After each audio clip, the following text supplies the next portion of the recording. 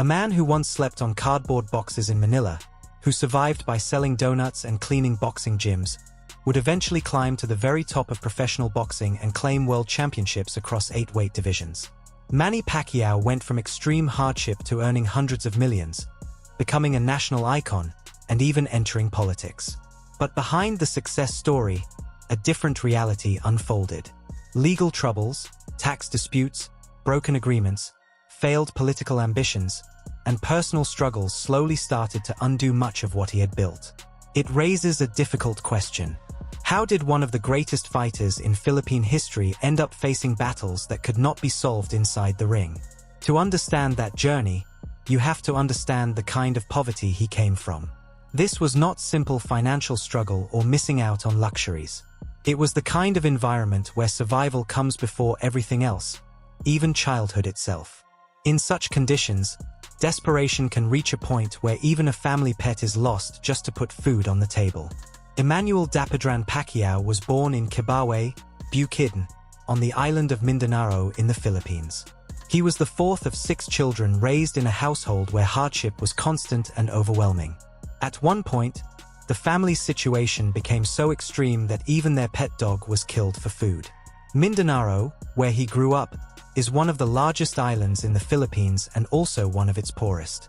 While cities like Manila showed signs of wealth and opportunity, rural Mindanao lived in a completely different reality. In many parts of the region, poverty was not just about money. It shaped every decision. Families did not think about comfort or improvement. They worried about whether they would eat that day. His parents eventually separated when he was in 6th grade after his father had an affair. After that, his mother was left alone to raise 6 children without any real support system.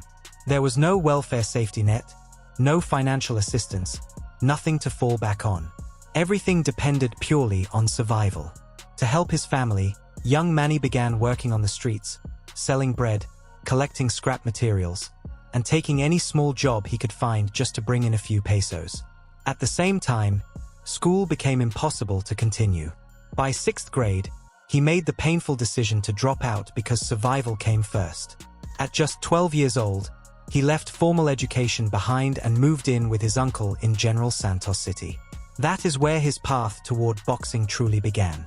His uncle, who had no formal boxing background, became his first trainer.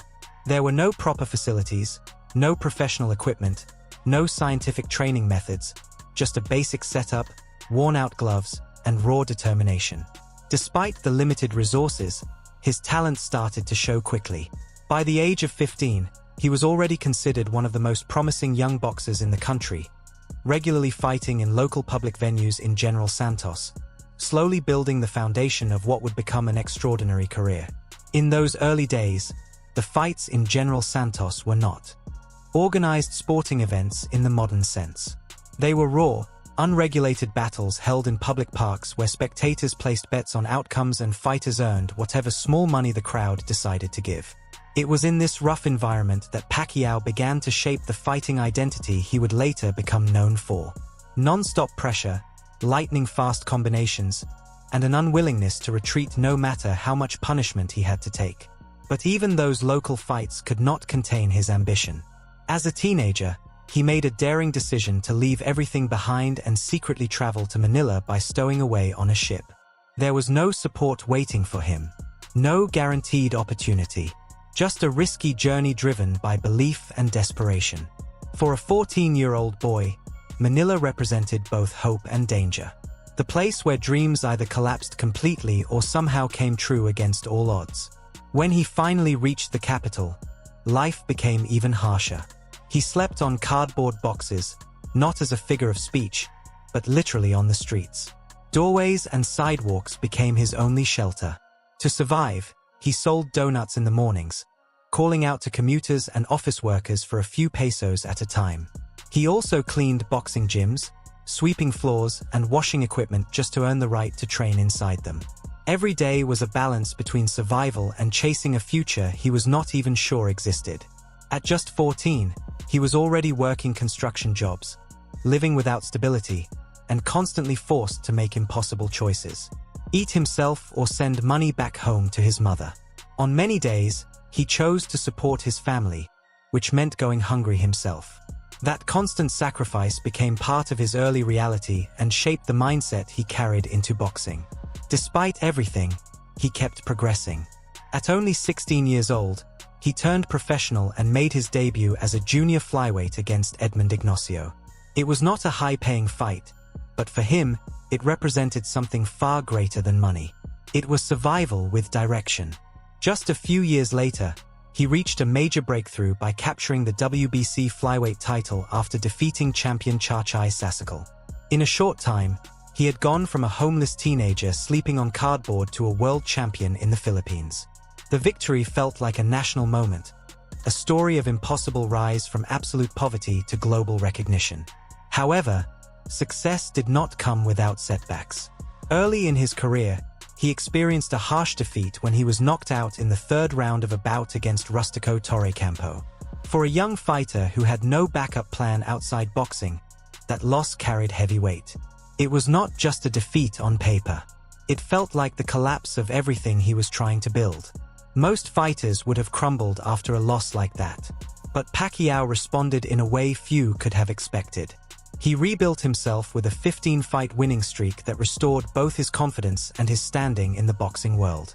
During that run, he also captured the WBC flyweight title by defeating champion Chachai Sasakal, proving that his earlier setback had not defined him.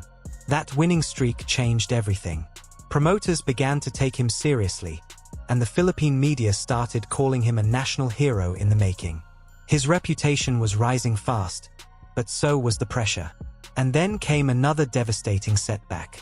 Pacquiao defended his title against Medgone Singsarat, a young undefeated fighter with an 18-0 record.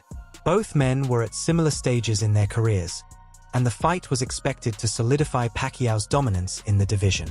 Instead, it turned into another shocking reversal.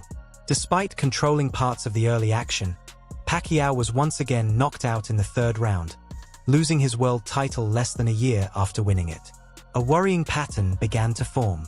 He would start fast, overwhelm opponents with speed and volume, but then suddenly everything would shift in the third round.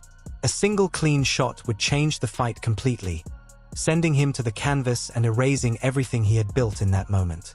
2 knockout losses before the age of 22 would have ended most careers at the elite level. But Pacquiao was not built like most fighters. Instead of fading, he adapted. He moved up in weight, taking on bigger and stronger opponents, a decision that carried enormous risk. In boxing, even one weight class can change everything. Pacquiao would go on to conquer 8. From that point forward, his career transformed into something historic. He kept winning, collecting titles across multiple divisions and rewriting what was considered possible in the sport. Over a 25-year professional career, he became an 8-division world champion, a lineal champion in 5 different weight classes, and the only fighter in history to win world titles across 4 separate decades. His pay-per-view bouts generated over $1 billion in revenue, a staggering figure considering where he started. From a boy who once had to choose between eating or sending money home, the scale of his transformation was almost unimaginable. Along the way, Pacquiao defeated 22 world champions, including names like Juan Manuel Marquez twice, Oscar de la Hoya, Ricky Hatton, Miguel Cotto, Shane Mosley, Antonio Margarito, Timothy Bradley twice, Adrian Broner, Keith Thurman, and many others, cementing his place among the greatest fighters the sport has ever seen. Some of the names Pacquiao defeated: Oscar de la Hoya, Ricky Hatton, Miguel Cotto, and Shane Mosley were already established legends when he stepped into the ring with them. And he did not just beat them. In many cases, he outclassed and overwhelmed them in ways few expected. He went on to make history as the first boxer ever to win world titles in 8 different weight divisions, collecting 12 major world championships along the way. His achievements earned him global recognition beyond boxing, including being named in Time magazine's list of the 100 most influential people. But that recognition was not only about his fighting ability. It was about what he symbolized. For millions, Pacquiao represented something bigger than sport. He became living proof that extreme poverty did not have to define a person's future. In the Philippines, his fights were more than entertainment. They were national events. During his biggest bouts, the entire country would come to a standstill. Reports even suggested noticeable drops in crime activity during fight nights. Streets would empty, cities would fall silent, and millions would gather around televisions, completely locked into every punch. For a few hours, everything else in the country seemed to pause.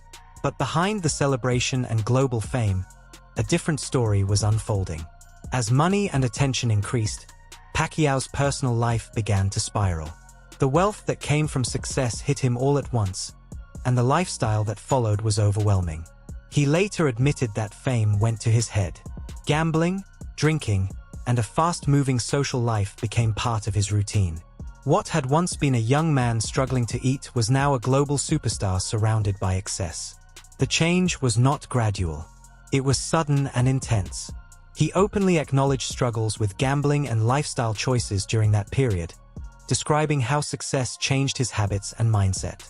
Cockfighting in the Philippines, known as sabong, became one of his major obsessions. He owned thousands of roosters and invested heavily in breeding and competition. At times, he wagered enormous sums, losing large amounts in a single afternoon. It was not just about money. It was about the adrenaline, the same rush he once chased inside the boxing ring. That same pattern extended into casinos. Trips to Macau, Las Vegas, and Manila's gaming halls often ended in massive losses. Friends and associates described nights where he would lose hundreds of thousands of dollars at a time.